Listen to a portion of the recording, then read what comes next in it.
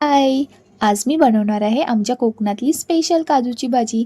त्यासाठी मी एका भांड्यात काजू घेतले, त्यात थोडं पाणी ॲड केलं आणि ते 10 मिनिटसाठी बॉईल करून घेतलं. थंड झाल्यावर 2-3 वेळा स्वच्छ पाण्याने वॉश करून घेतलं. काजूची साल काढली. भाजीच्या वाटण्यासाठी मी एका लोखंडी तव्यावर कांदा, लसूण, आलं लालसर भाजून घेतला.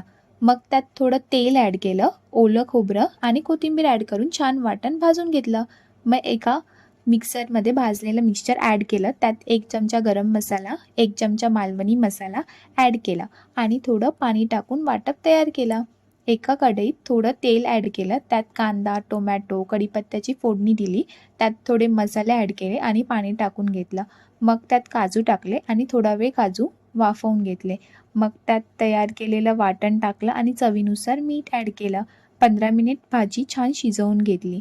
त्यावर गार्निशिंगसाठी कोथिंबीर ॲड केली. छान अशी चमचमीत काजूची भाजी रेडी झाली होती. तुम्ही पण ट्राय करा.